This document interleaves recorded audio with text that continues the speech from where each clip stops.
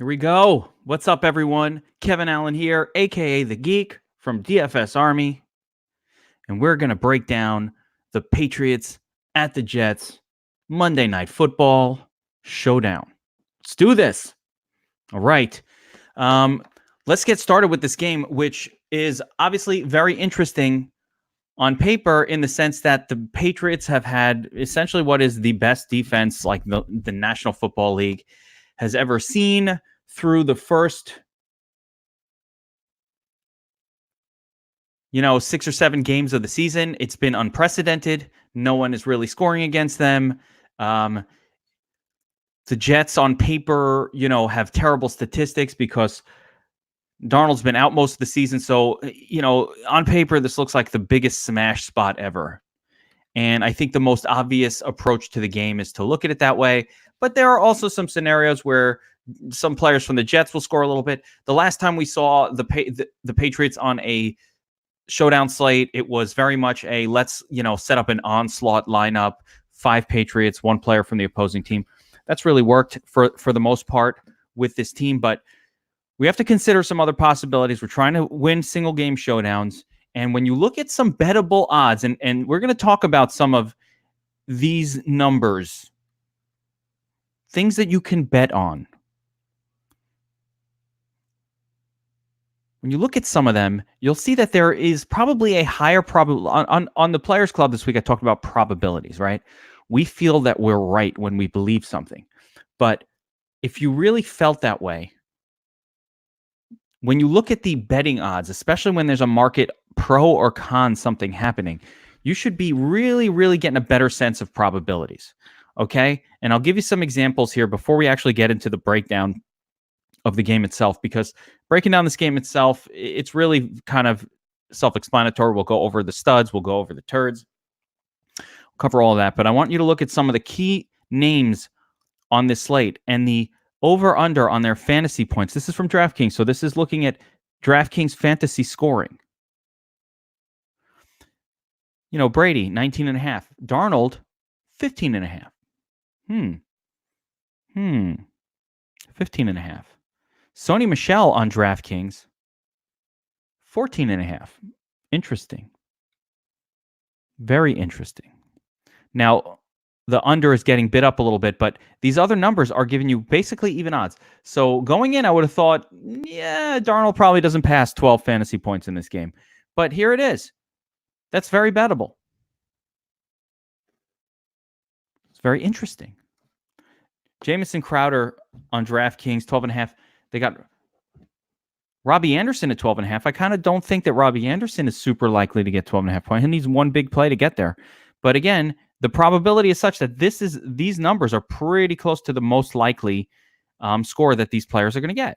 So as much as we want to go with the Patriots onslaught, I want to be aware, especially on DraftKings where PPR is in play, although some of these numbers translate over like the 14.5 points for Michelle or 15, the QB scores. Some of these transfer over to DraftKings as well. And we've got our touchdown props as well, but they don't have an over-under, so they're not as predictive. When you have a number like this, the reason I love it is because if you feel so strongly one way or the other, if you feel very strongly that the Jets fucking suck and they're not going to do shit and the Patriots are going to dominate them defensively like most people do, or a lot of people do, you can bet some of these unders and make a lot more money doing that than putting together a fantasy team and hoping to win with it a lot of the time. Or at least just as much. And it's easier. I just click it, place a bet, and boom, done. Under. Easy money. Right? If we were so good at really knowing these things, we can bet them. So let's embrace the uncertainty when we're attacking daily fantasy sports. And let's embrace it because there's a lot of uncertainty. If there was so much certainty, we would just bet these props. Very easy to make money that way. It's always going to be uncertainty. So we're attacking the big slate. Let's start with Fanduel. Let's take a look. Now we know that on Fanduel, quarterback is king, running back is queen. wide receivers and that sort of thing take a backseat in the MVP spot. The reason is if a wide receiver is catching touchdowns and putting up a big number, his quarterback is probably doing some work. Now, there are situations where a pass catcher will wind up in the nuts, but we see them. They're oddball situations like that time that Mitch Trubisky threw 3 touchdowns to Taylor Gabriel and didn't throw anything to anyone else. Weird shit happens. Brady can throw 3 touchdowns to, Philip Dorsett. That could happen. It's not likely, but it could happen. So there are situations where a wide receiver or tight end could be in the nuts, but it's usually going to be a running back or a quarterback because the quarterback is getting a piece, especially on Fanduel with no PPR. The quarterback is getting a pretty reasonable piece of whatever he's throwing to any wide receiver, and the running backs are just scoring on their own. They're getting those tutties, and it doesn't take a whole lot of tutties to get a running back over 20 points, which is pretty much the threshold for being the nuts MVP most of the time. Like, you need to get about 20 points out of someone.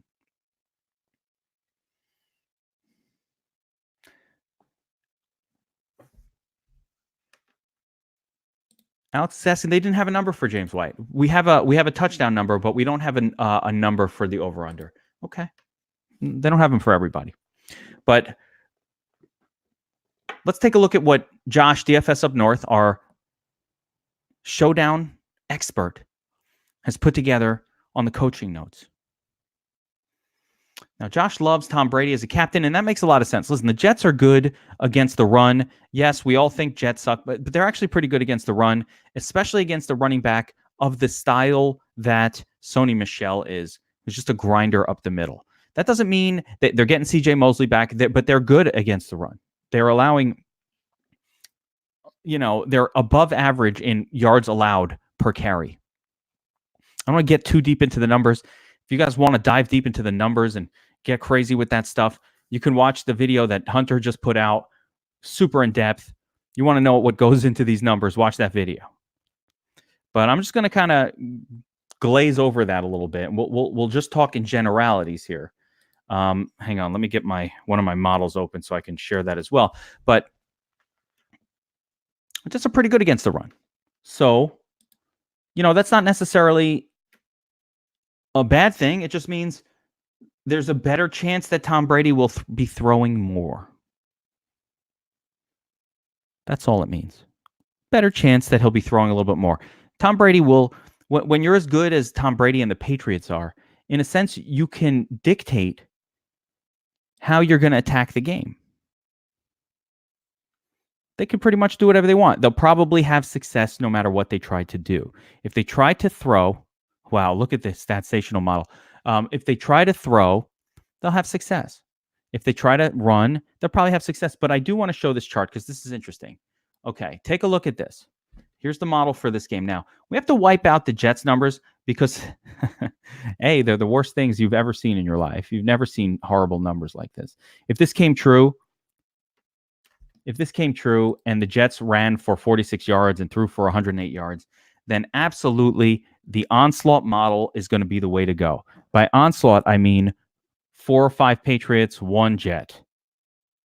I say 4 or 5 because Fanduel and Draftkings are different in that way. But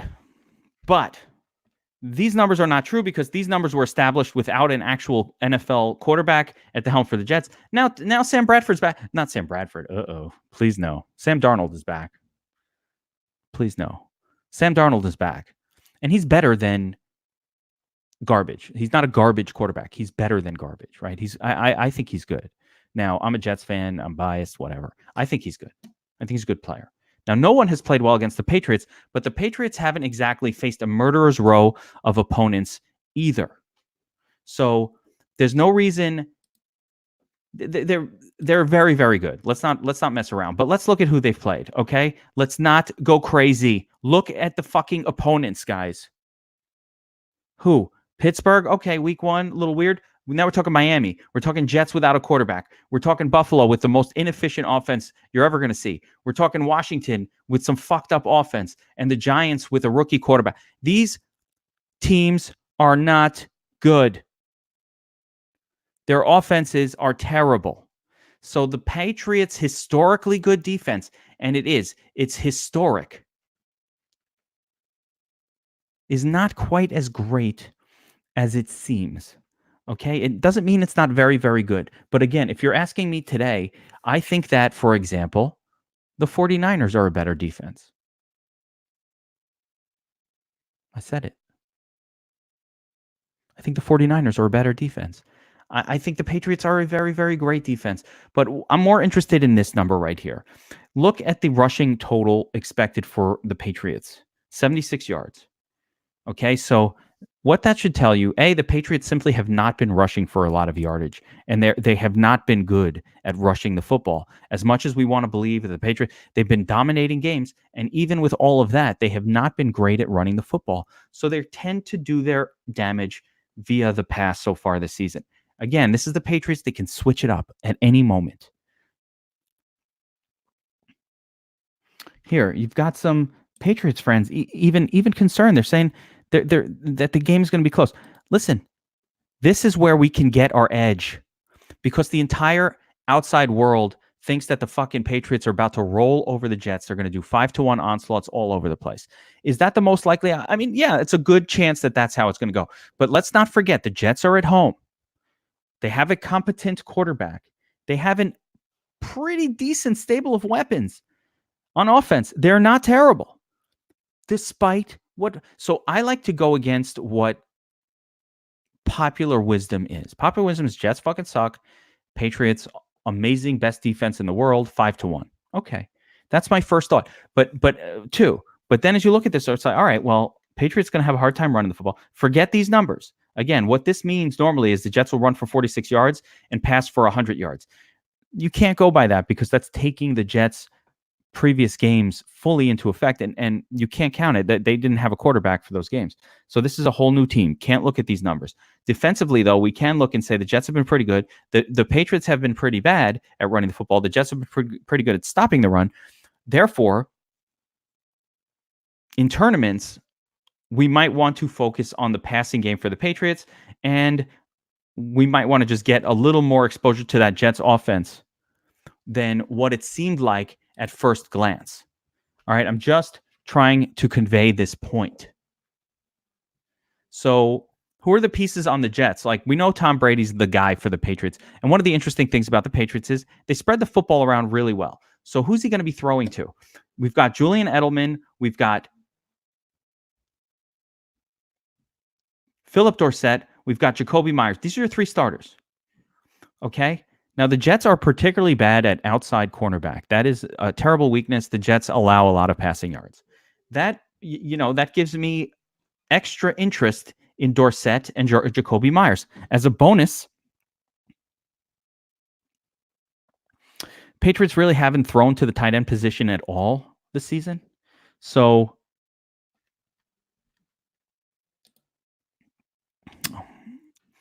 they haven't thrown to the tight end position at all. So we don't really think like Ben Watson is going to do a lot of damage. I don't even think Ben Watson, let me check it.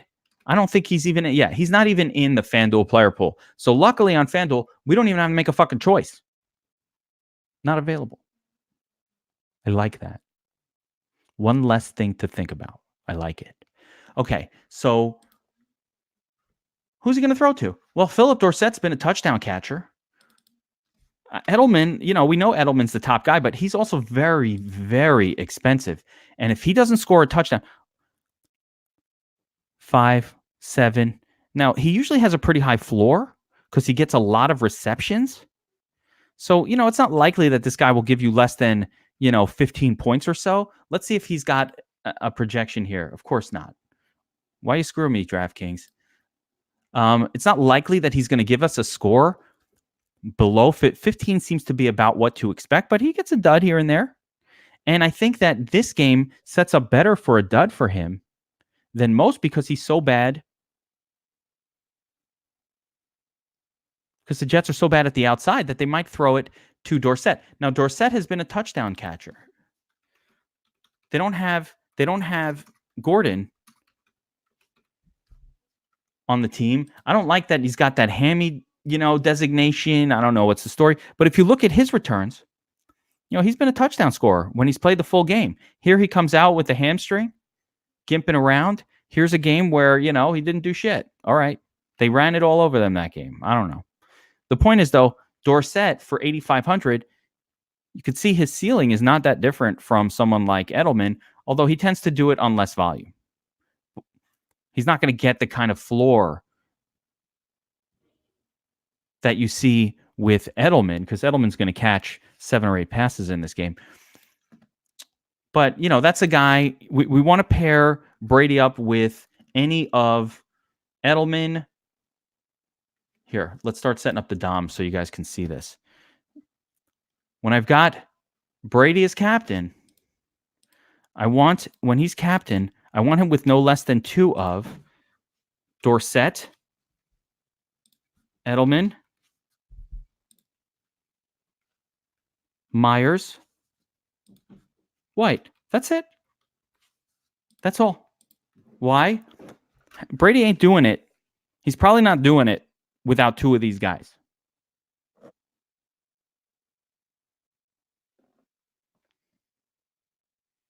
He's probably not doing it without 2 of these guys. So, if I'm going to have him as my MVP. Now, sometimes making a lot of rules when you're creating lineups is tough. But, sometimes you rule yourself out of the winning lineup. Weird shit happens in single games. So don't feel obligated to do it too. I'll always do at least like one of his pass catchers, but don't feel obligated to do a 2 of. Because, again, sometimes the rules rule you right out of a win. So be careful with that.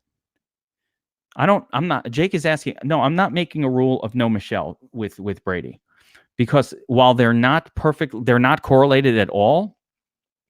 They don't really go together in a positive way. This is a single game. Crazy shit happens. And again, in a Patriots onslaught victory, it could be Michelle and Brady and a couple of them and just one jet. So no, I'm not making that rule. But, if I was making a tournament lineup, just one, I probably wouldn't include Michelle. I'd rather, build for a situation. If Brady's going to be captain, I kind of rather would build for a situation where, here, let's just do it live. But I'd rather build for a situation where, I can include a jet in there, maybe a Sammy D. And then with Sam Darnold in there, the issue is when you have Brady with 2 of, so you get James White, you get, let's say Philip Dorsett, and now you close it out with J. Crow or Crowder or Le'Veon Bell. So I might go this way, Jacoby Myers, and then you still can't get to Le'Veon. So I'd rather have Le'Veon Bell in here, but this is sort of an approach. Actually, now that I'm seeing this, I may go down to 1. But if the Jets are competitive, it's probably going to be something like this or something like that, or some other approach. But I may just, what? Now I don't like the 2. As I'm seeing how they fit together, I don't like it. The only way you could really get these 2 guys in here, if you were trying to do a Brady plus 2, would be something like this, and then Edelman or Sony Michel or Le'Veon Bell or something like that. So you know what? I'm going to change that to 1. Now that I see how the math is working, I don't like it. All right, let's continue. I'm trying to do this pretty quick. So to go player by player, we talked about the Patriots pass catchers. That's the whole group of them. Any one of them can have a good game. Obviously, Edelman is the most expensive. He's got the highest floor, but don't sleep on the other 2, Myers and Dorsett. Now, at running back, you have 3 guys for the Patriots. Sony Michel, he's your ground and pounder, your grinder, the highest likelihood of scoring a touchdown. Touchdown scorer. Sony Michel, minus 125. Le'Veon Bell, minus 139. Keep it in mind. These other guys are all significantly less. Edelman and down. Bolden has a shot at scoring a touchdown. So there's a lot of these guys. But look at Dorsett, for example. Look at Jacoby Myers. Not completely out of the realm of could potentially score a touchdown. Could happen. Could happen. Could happen. Plus 200. That's, I don't know. You know what? I'll tell you what it is. Plus 200 and plus 300.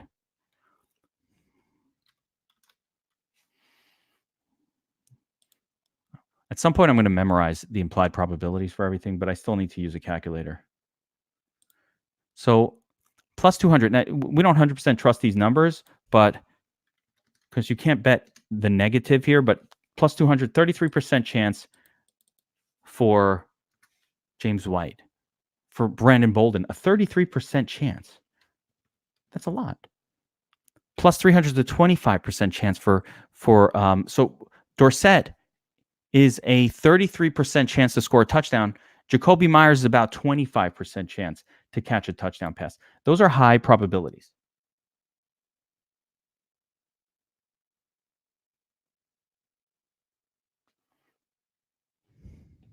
Those are high probabilities.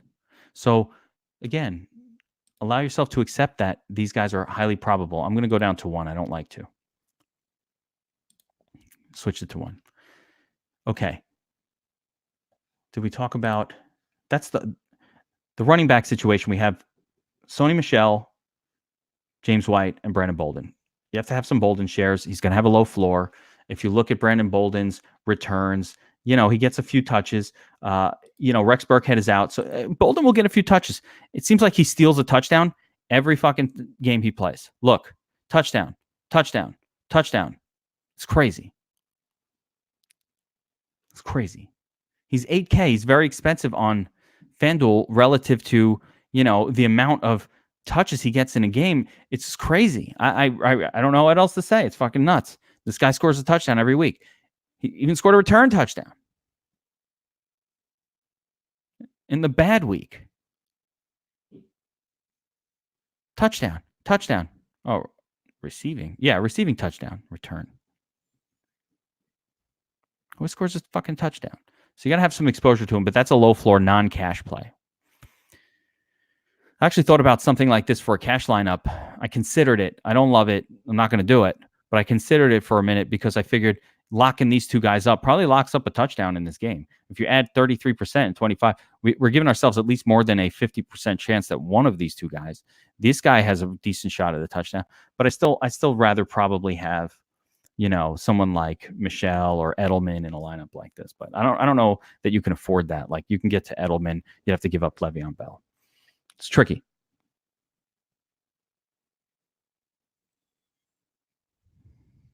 Tricky. All right.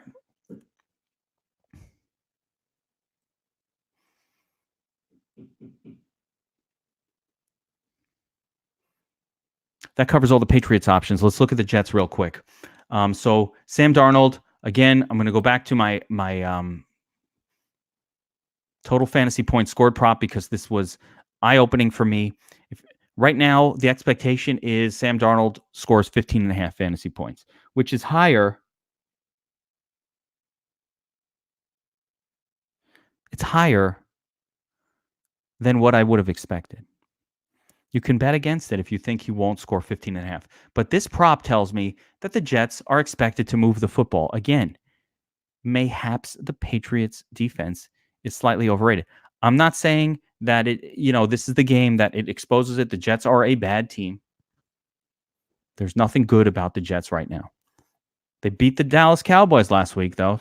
Stranger things have happened. But, they're not a good team at all. But if you think that Sam Darnold will score less than 15.5 points, bet it. It's right here. Hit it. Easy. You bet $112. You get $100 back right there. That's how you do it. So the betting markets say that Darnold will score 15.5 points. That's a lot of points.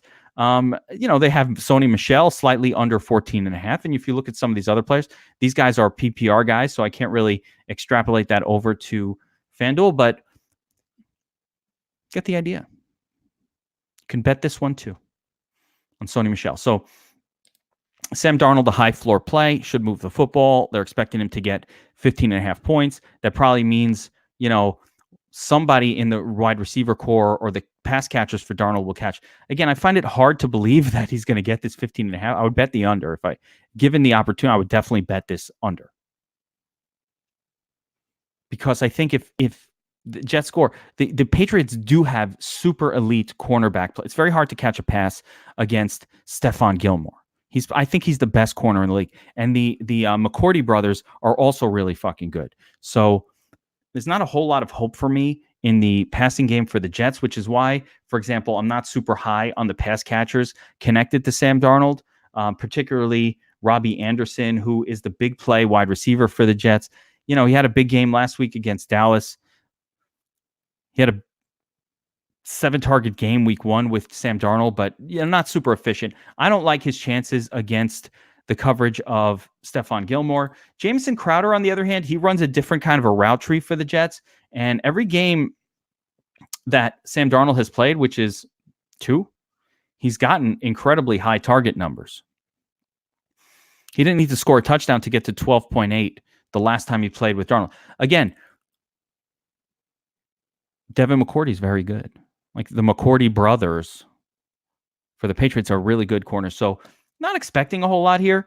Probably not a floor play, not something I'd really get super excited about in cash, but it's worth a shot in tournaments. In cash games, I'm going to default to Le'Veon Bell. I just think he's a very good player overall. He gets a lot of work. He'll get the goal line work. He has the best chance of scoring a touchdown out of any player in this game. Again, even though he's on the Jets side. Jets are at home. I like favored running backs, of course. So this isn't any kind of spot where I'd be playing this guy on a normal slate. If this was a main slate, he wouldn't be on my radar. But this is not a main slate. This is a showdown, and weird shit happens in showdowns. We can slightly ignore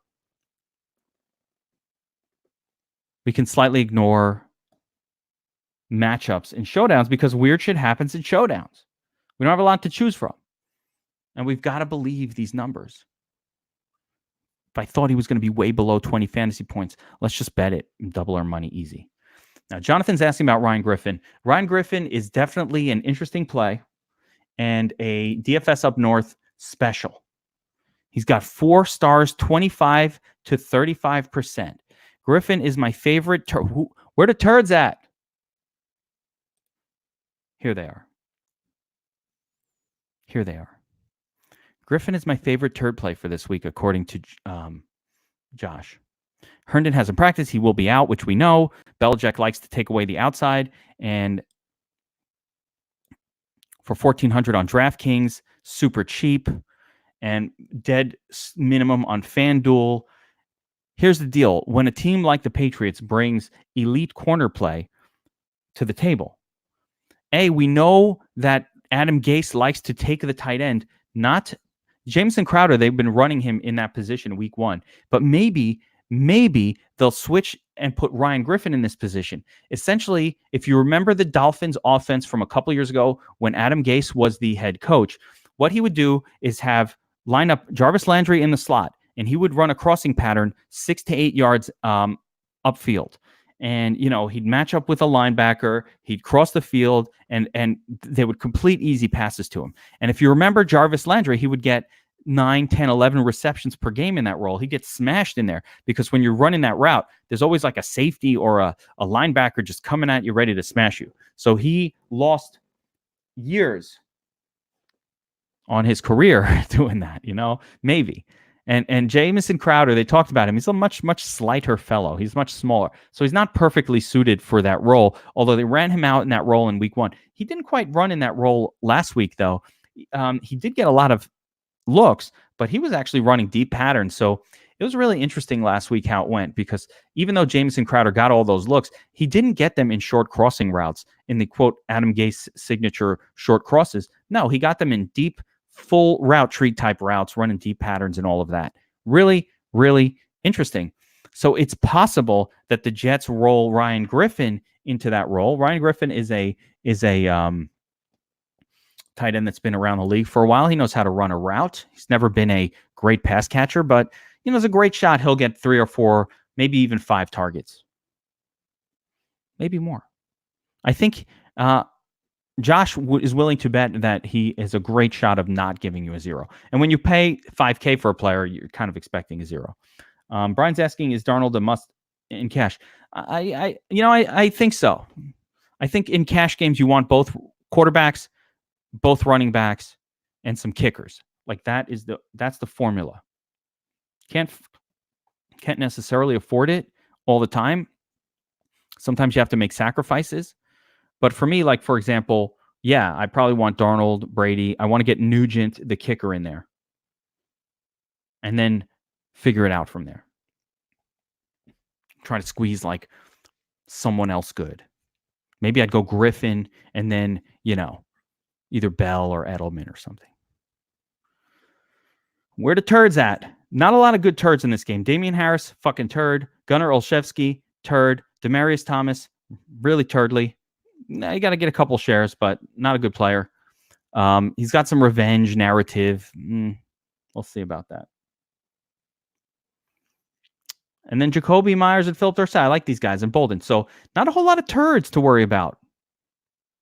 It's kind of nice. Kind of nice for a change. I'm just going to go 0 on Gunnar Olszewski and Damian Harris. So it's just going to be Ryan Griffin and Demaryius Thomas is the turds for me. That's it.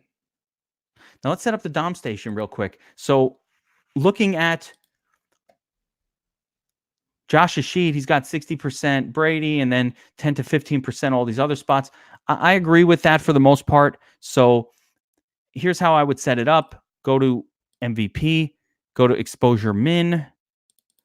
We can set up, let's go 50% Brady, right? He's only projected to be 23% owned in the captain spot. We have ownership projections for the captain spot as well as for the flex. Notice they're different. This is awesome. So he's expected to be about 23% owned. And you got Sam Darnold. Look at these numbers. Look at these numbers. Now we can create our mix against that. Do I think Sam Darnold's going to outscore Tom fucking Brady? Tommy Terrific? TB? Hell no. Hell no. But it could happen. It could happen. Do I think Julian Edelman is very likely to outscore Tom Brady? No. Sony Michel? Maybe. If this becomes a Patriots smash rout where the Jets just quit, or Sony Michel just happens to run for 2 or 3 touchdowns, he's going to outscore him. But that's what it's going to take. It's going to take at least 2 touchdowns. So essentially, to put it in perspective on Fanduel, and that's always pretty much the case, like 1 touchdown and 100 yards, 17 points. Second touchdown, 23. What are the odds of 2 touchdowns? Where's my 2 touchdown? Plus 1,100. No, plus 375. Okay? Seems like a long shot until you type in the numbers. 20%. So if you want to bet on it, you'd have to bet for 20% odds. You could bet $375 and get back. You could bet 100 and you get back $375 plus your original $100. If Sony Michel scores 2. Implied probability of 20%. So if you wanted to use that as your guide, that is perfectly fine. You would go 20% max on Sony Michel. Le'Veon Bell, let's see what his odds are for scoring 2 tutties. Plus 325, a little bit better. It's got about a 23.5%, maybe 25. Let's pull some of the VIG out of these numbers, actually, and we'll go back. See, this is how I'm setting these odds. So Le'Veon Bell's got a slightly higher chance. So maybe I'll go 18% because we'll pull the 5% VIG off, and we'll go 21% for Le'Veon Bell if we want to not go all Brady. Add them all up. 40. This is more than 50% total. So now we have to think, do I really want to include Julian Edelman? What are the chances of Julian Edelman being the highest scorer on the slate? I feel like it's low. I got Sammy D. I got Tom Brady at 50. So let's put him at 45, 60. That's about 99 allocated. And that's it. Now, a lot of people always ask, how do I get people in my MVP? I don't understand why that's a question. You click on MVP and you put the exposure that you want for each player right in here. I don't get it. What are we asking, really? It's interesting that Sony Michel. Now, another thing that we can consider when we're coming up with our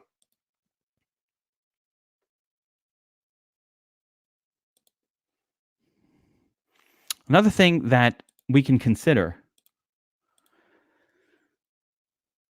is the projected ownership percentage versus how much ownership we want. Do I want to get some Robbie Anderson, some Jamison Crowder? I mean, some people, one approach is to spread out amongst all of these. You can do that too. We see time and time again, some oddball comes in and, makes things weird. Who are my cores? Nikesh is asking, who are my cores? The core plays are Tom Brady, James White, Julian Edelman, Sam Darnold, Le'Veon Bell. I mean, it's a showdown. The cores of the Patriots are the most likely to score a lot, and the Patriots' top names are the ones that we would expect the most from. And then on the Jet side, we want to, maybe allow some affordability with Ryan Griffin.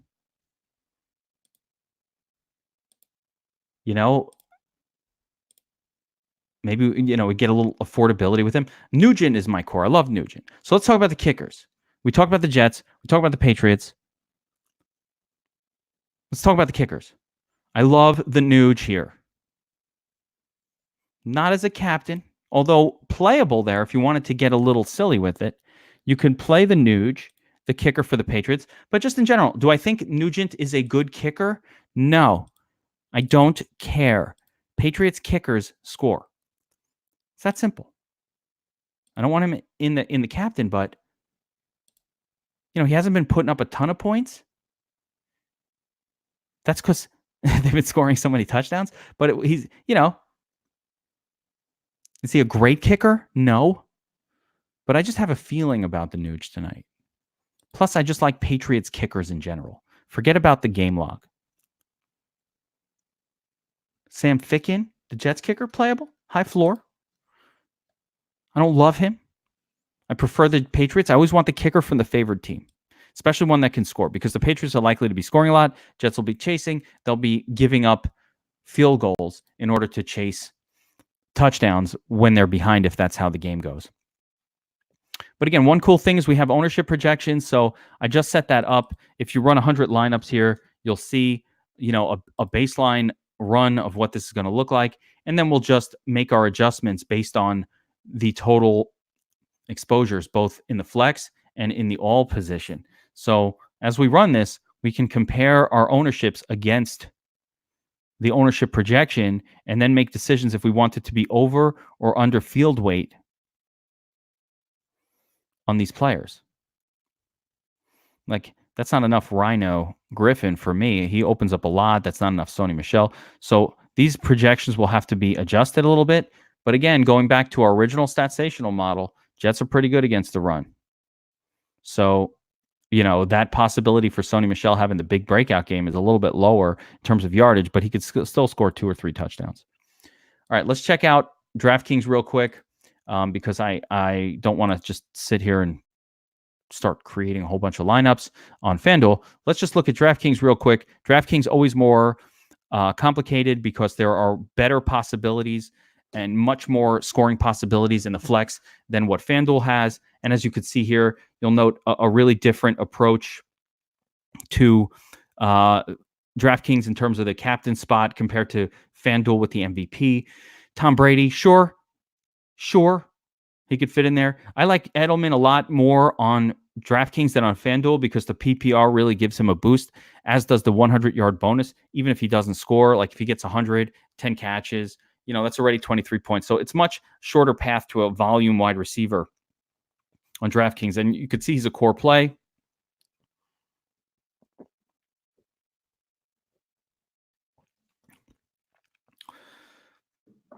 Sony Michel, not in a great spot here at all. Again, I think he can score touchdowns, but he'll need to score multiple to be the highest scorer on DraftKings, which is why he only gets a 5 to 10% designation in the captain spot. Still playable there.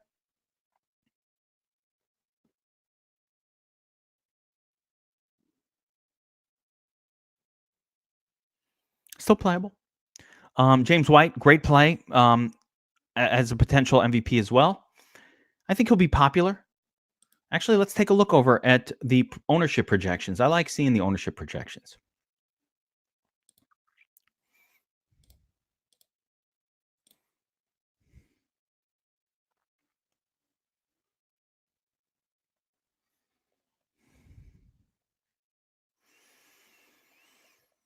I got to go to single game.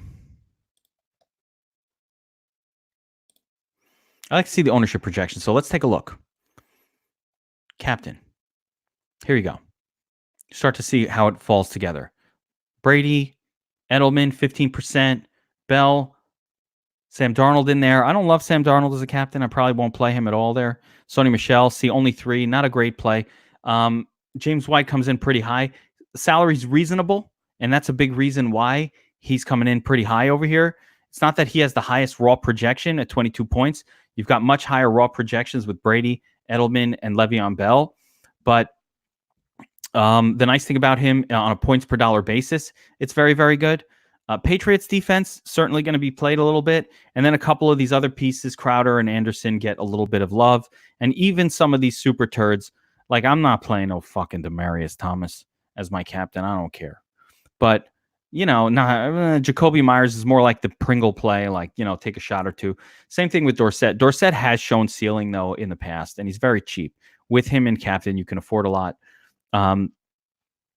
That's about it for anybody who's going to show up in the captain spot in terms of ownership projection. Flex ownerships is interesting. I'm interested to see how much the Nuge is going to be. There you go, 29%. You're just going to want a lot of these kickers. Demaryius Thomas, pretty cheap. Revenge narrative. Wide receivers. Myers and Dorsett. I think Crowder and Anderson are pretty cheap on DraftKings relative to their potential. A lot of ownership expected for Patriots defense, so that could be an interesting way to leverage things one way or the other. And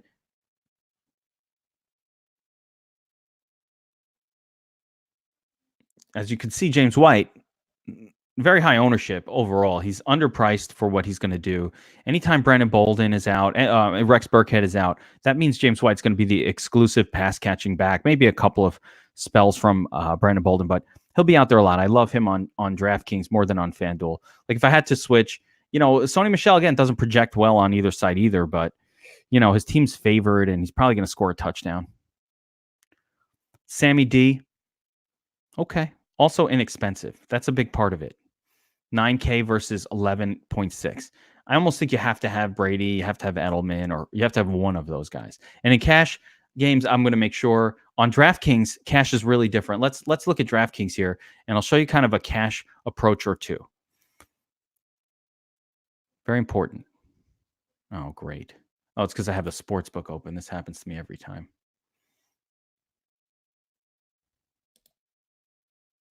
Let's see if I can get in there. Come on. Yeah, there we go. Okay. So a cash approach on DraftKings. Yeah, I don't know. I'm not into Ben Watson, man. I'm not into Ben Watson. He's not available in the FanDuel player pool. And, I don't know. I'm just not into him. He hasn't done shit. I mean, can he catch a pass? Sure, but Jets outside wide receivers are so bad. Why mess with him? And he's not even cheap enough. He should be 200. If Ben Watson was like 200, I'd be looking at him, but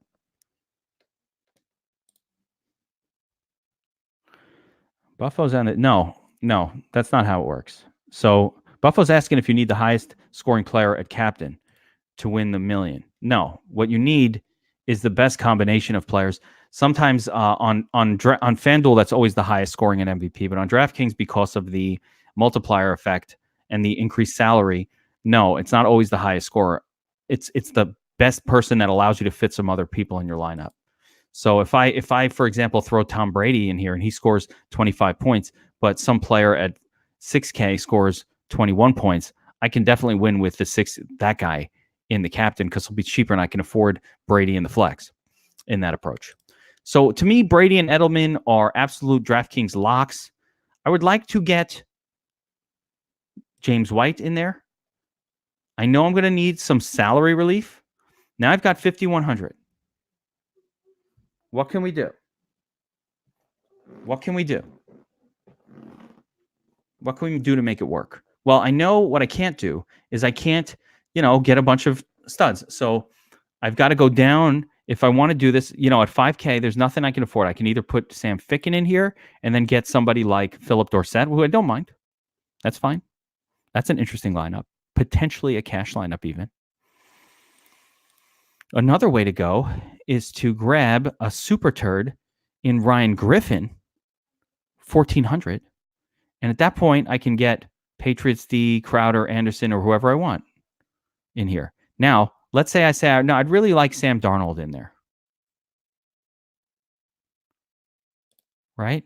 I can't afford it this way. I still want the same group of players, but what if I switch James White? Now I can do that. Now I don't even need such a turd. I could put the kicker in, or Brandon Bolden. Oh, I didn't quite get to the kicker. But I get Brandon Bolden in there. Or I can switch this up for Le'Veon Bell and then still go Griffin. I can even switch that up. Well, he's our best guy. So you could do Le'Veon Bell. You could do Sam Darnold. I think Bell has a higher floor, significantly higher floor. So that would be the guy I would want over Sam Darnold.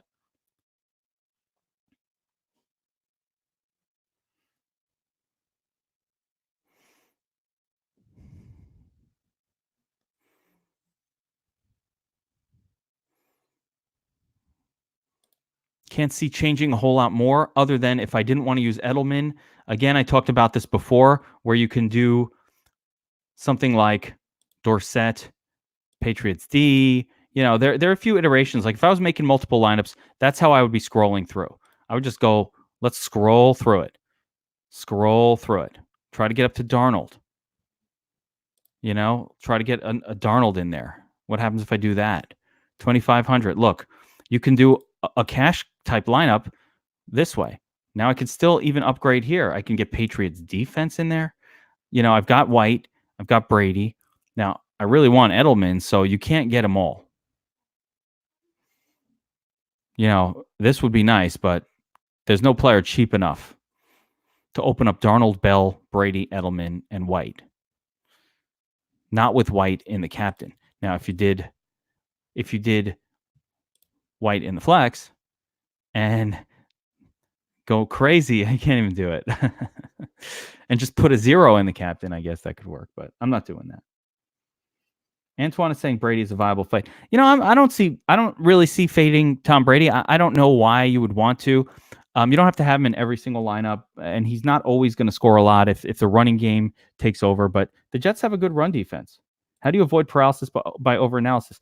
You don't avoid it. What you try to do is every time you do it, make the lineup. I'm not showing you that. I should have. You know how you do it? We're trying to build one cash lineup, but along the way, what I would be doing is I would be locking in every one of these. Every one of these. Watch. I'll show you what I mean. I'm analyzing it, but I'm making a lineup. I'm making a lineup. So I don't change it. People ask me, should I change it? I don't fucking know. It's a single game. All we can do is try to come up with a high floor type of cash lineup. That's it. I don't know. So what do I do? I'm going to do this. Well, let's see what I can fit. Okay. I want James White. Yeah, I really like James White. Oh, what do I have left for? Okay. Patriots defense, Jameson Crowder, Josh Gordon, Sony Michel. Okay.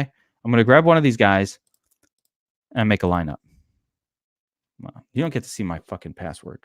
So anyway, that's what happens. Every time I log into the sports book, I lose my login on the other side. So I'll do that after. But you get the idea. I just make the lineup. I enter it. And like, did I like that? I reload it. And then I'll make another version. Then I'll find one that fits together perfectly that I'm like, ooh, this is high floor and this is that. And then I might use it in my cash games. Or then I might enter it into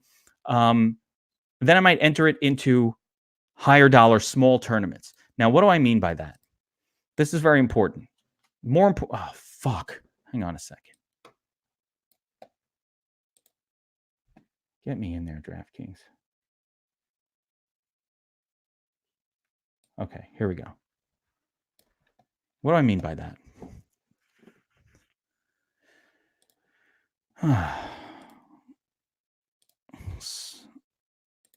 Every time I make a lineup, I want to lock it in. So let me just make the same one I just made before, and I'll show you what we're talking about. This is high floor. I'd rather have Le'Veon Bell. He has a much higher combination of floor and ceiling than Sam Darnold does. So if I have to choose one, I'm choosing him. Right? We already said we like the Nuge. We already said we like Ryan Griffin. What the fuck?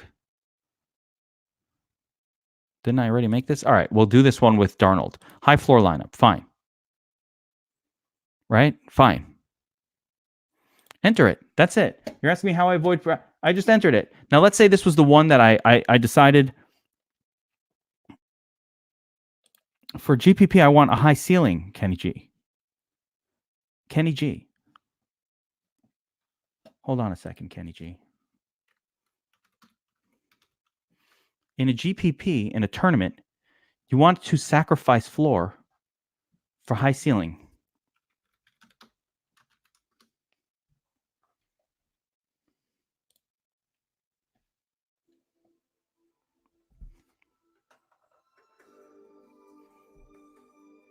Kenny G, this one's for you, my man.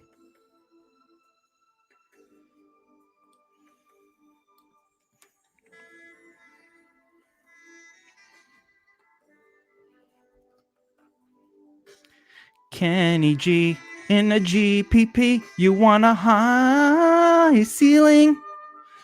Floor is for cash games, so you don't have to worry about it. In tournaments, you want to win all the fucking money, and you don't win shit when you don't put high ceiling players in the game.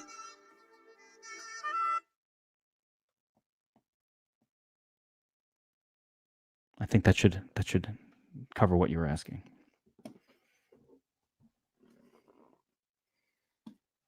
You don't win shit in the tournament unless you have high-scoring players in the game. All right.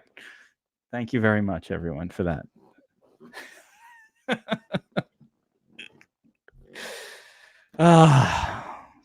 We planned that from before. Those words were all pre-planned. Where was I? Making DraftKings lineups. Yes. So let's say I figured out the one that I entered was my cash lineup. I like this fucking lineup in cash. I do kind of like this lineup in cash, right? I kind of do like it. So now I'm going to put in some double ups, but more importantly, this is where you spend the money, okay? Like if I was a $400 player, a 166 entrant contest, that's where I'd enter that. Or I'd look for something smaller, like the goal line, $75. Guess who's already in that? You know why? Because I love that fucking contest. So I just hammer it. High floor, 180 entrants. Cash games, $100 44 entrant. That's a double up. Forget the double ups. We're looking for featured tournaments, but small tournaments is where the money is made. So once you figure out what you like, you hammer the Hail Mary, okay? 147 entrants. These. Why? Because you're very unlikely to be perfect in your lineups. You're very unlikely to be perfect in the lineup that you build. You're not going to fucking be perfect. What do you think? You're a genius?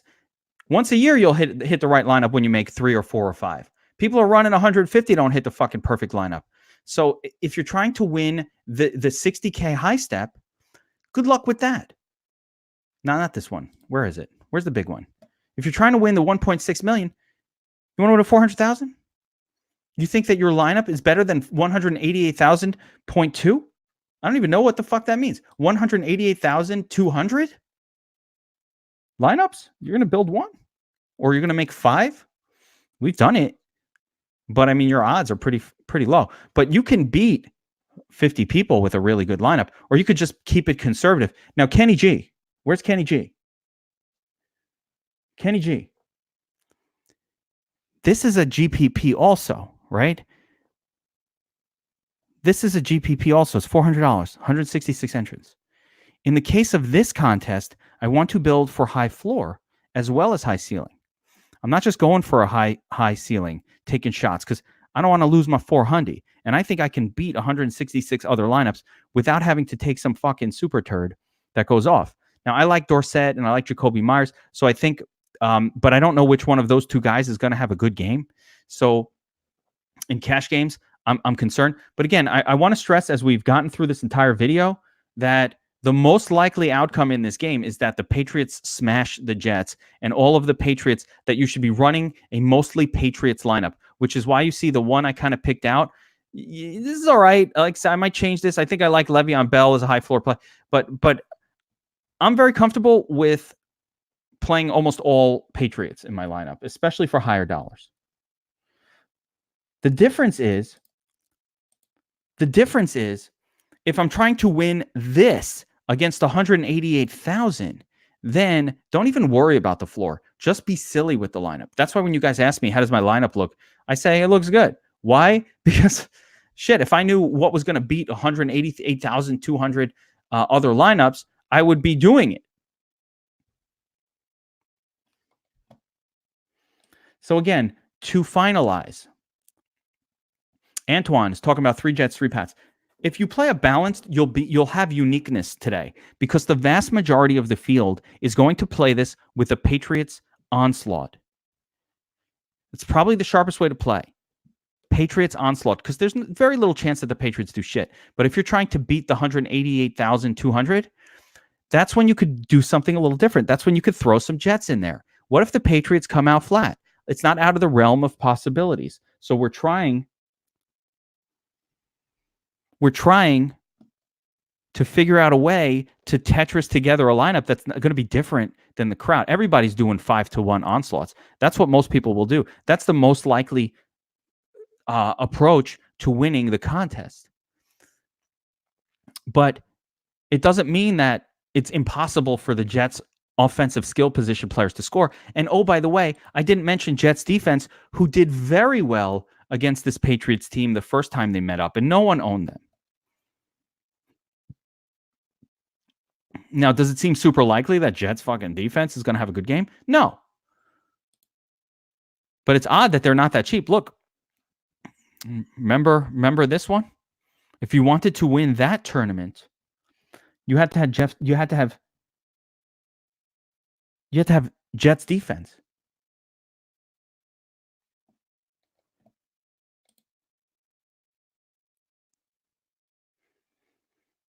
If you wanted to win this tournament the first time, you had to have Jets defense in the game.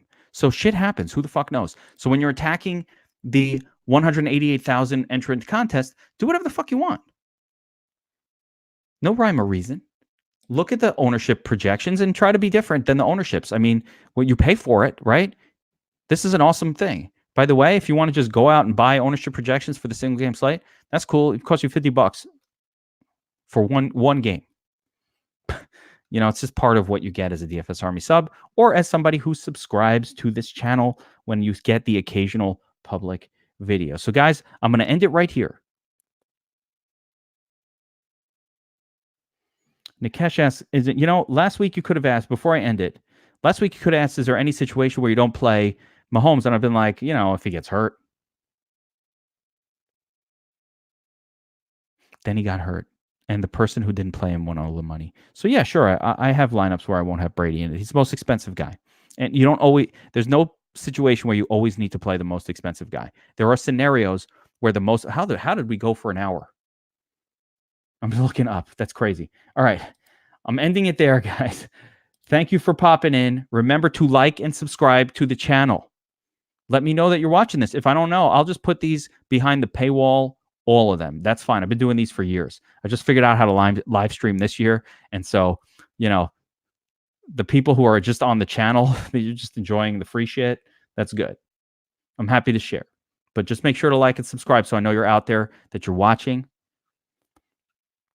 And if you want a free month of DFS Army VIP and you're not a current subscriber, go to dfsarmy.com and click on this free offer right here. Okay, so if you're watching this and you're not a subscriber, click on this. Okay, we'll give you a free month when you sign up for one of our. I'll show you. This is not hard. Get into the DFS Army. NBA starts tomorrow. You know what? I have a captive audience. NBA starts tomorrow. We are about to crush NBA. I fucking love NBA. I don't even know shit about NBA. I just use the DFS Army tools. I use the Kegs notes. They're fire. Imagine having one of the best players in the world sharing his sheet with you and his core plays every single day. I've won hundreds of thousands of dollars in NBA. I don't think I've watched an NBA game in 20 years. I don't know the names of the players. I've won hundreds of thousands of profit. See, Antoine, I don't know the guy's names. I never heard of that guy. I don't know who that is. Okay. You go to the free offer. You click on Super Draft. It's not hard. Sign up with code ARMY. Get a free month of DFS Army. Just follow the directions here. I want to give you a free month. If you're not a member, if you are a member,